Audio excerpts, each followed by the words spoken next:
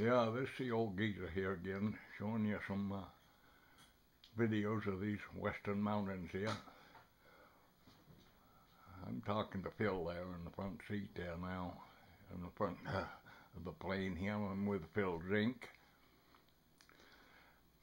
Why I got that on me here and everything else, we've been flying now. We left Rumford, and when we left, the weather was, there was a wind blowing. It wasn't blowing any at all down there where his airport is at and everything. But when we took off, that was about, I don't know, 7:30 in the morning, I guess, in that. When we took off, before we got to Well Pond, we was headed for up to Ball Mountain and up in Bingham in that area to show you the test towers that they have up there on all the townships around there in the town of Bingham and Carabasset. And that jotted out on the map where I wanted to go, and that's where we're headed. But what you see there is Well Pond. We're coming back. We got up there and getting ready to, we had to climb way up high there, and we're up pretty high now, you know, what we usually fly to get ahead of get above where the wind is blowing real bad. But when we took off, like I said, we got up to Well Pond, and you could look down, and we were getting pretty bumpy ride there, and he started climbing. He got out of it quite a bit, and he said to me, he says, it might be a little bumpy ride going, but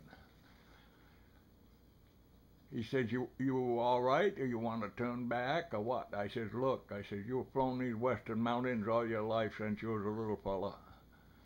And I says, I got my faith in you, and you get a plane here that they still use this type of plane that you're flying right here on rescue missions and everything up in Alaska on windy days, because they have good control over it, and it's got a bigger motor, I understand, where you say, to help handle it, you know.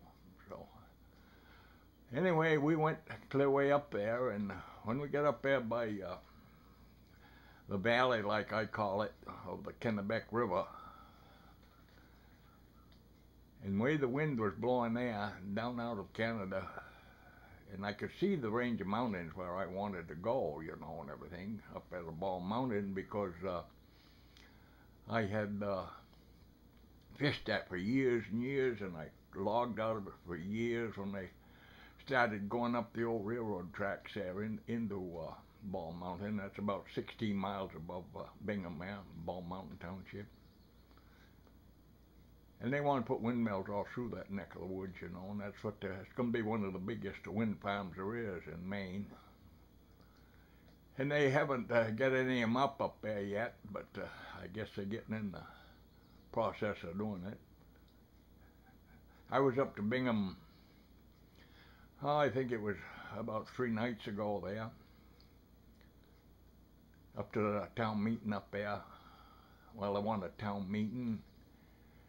It was the wind people's meeting there to tell them how it was one of the last ones they had up there. I went up there to video it. But, and I'll be showing that a little later too sometime.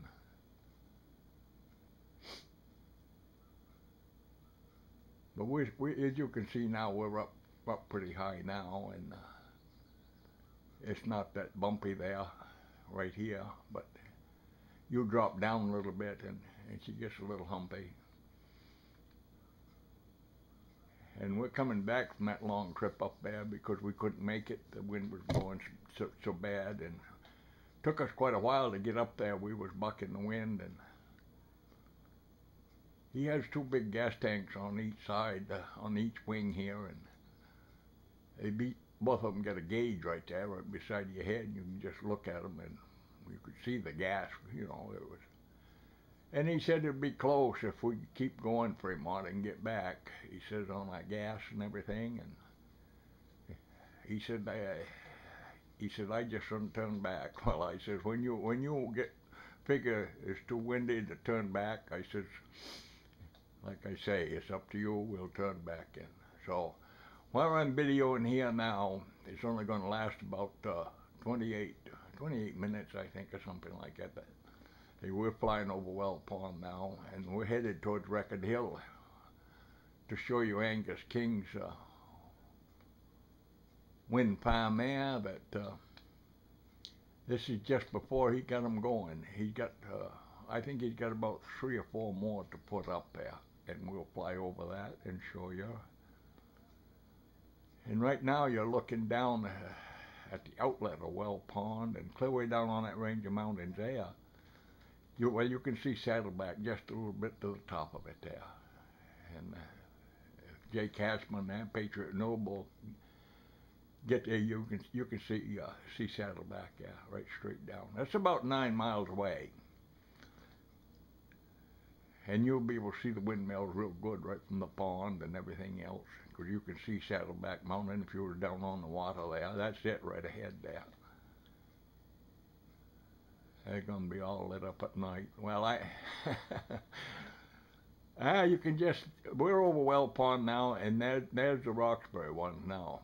He's got a lot of them up there. I forget just how many they've got there, but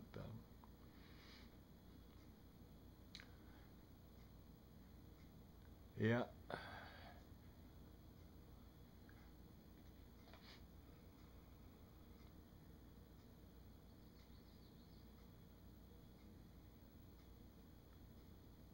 My next flight,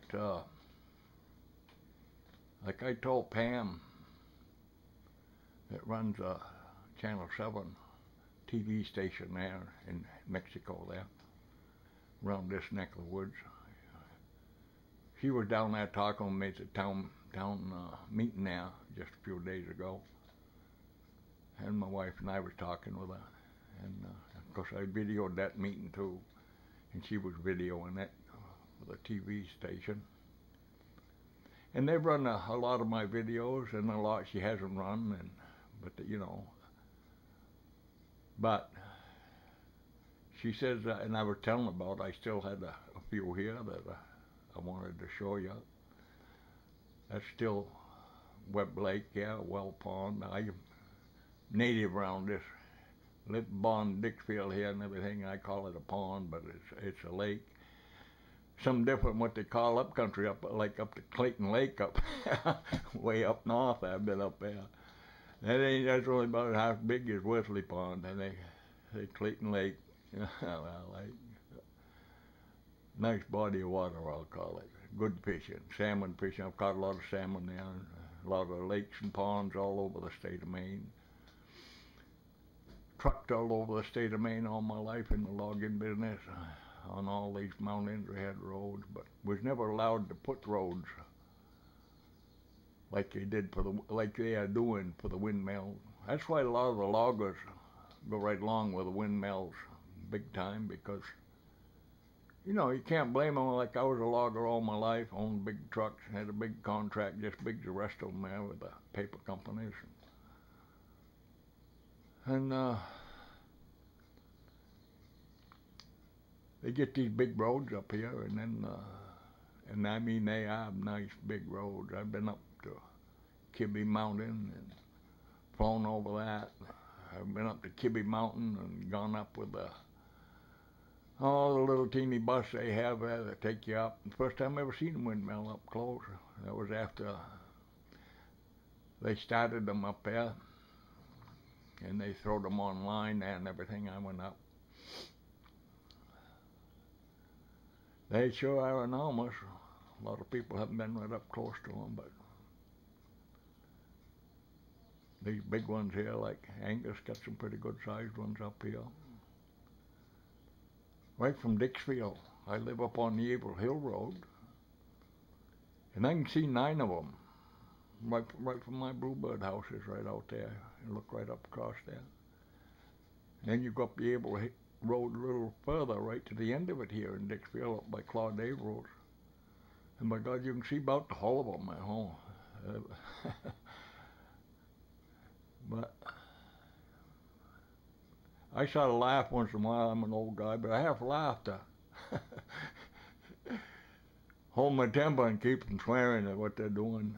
But that's my opinion, you know.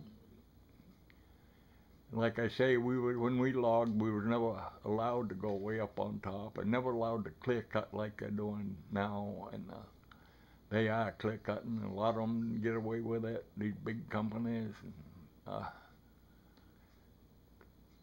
you fly over the state of Maine now, and you can look down and see where they cut bad.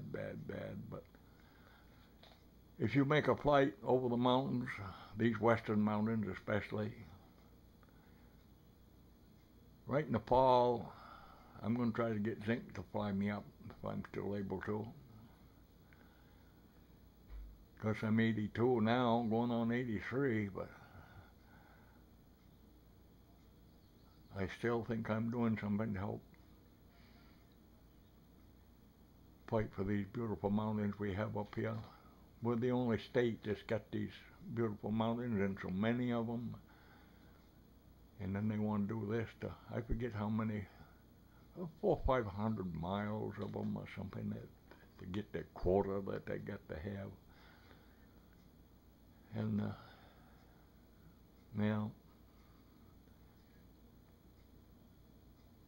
Pam down that Channel 7 there, she laughed. She says, yeah, bring one up, Freemont, and drop it off when you get navigated on it. And she said, I'll look them over. And but she says, no swearing now, because they video, there's a lot of the town meetings, which is good, and you see what's going on and everything. But, and I have got excited at town meetings, like everybody around knows that, and I get carried away a little bit for an old guy. And I shouldn't be doing it, I admit it. And my tongue is a little loose. When I get mad, seeing work in the woods all my life, I could swear all I wanted to. I don't know if it helped matters, but that's what I done, and a lot of people did, a lot of people still do. Well, but that's what they're looking like up here. And my next flight I got coming right up, as soon as I navigate on it, is after he got them up and they got them running and the windmills are all turning. And then we fly up here, because that's Silver Lake or Roxbury Pond, or whichever you want to call it, right in back there, they can all see them big time down there. That's why they was fighting so bad,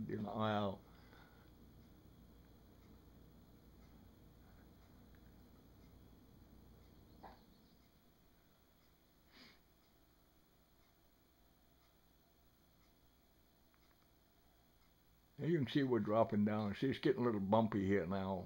We're getting down here. We're getting the blow right off the mountains coming right onto these windmills here. The next video I'll be showing is about the same length as this one here. About 28, 30 minutes, about a half an hour, such a matter, I guess. Bunker Pond right down there, you can see it. Hauled logs when I was a young fellow out there. But Tom Dixon bought a lot of pine logs there when he used to run the sawmill down below Smith Crossing there.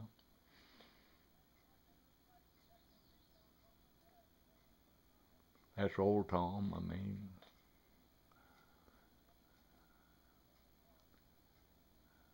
It was swinging, and well, you can see off to the left there, we're going to go.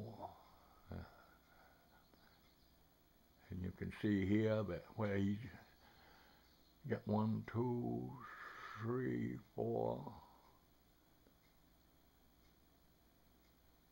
I think 5 or 6 more to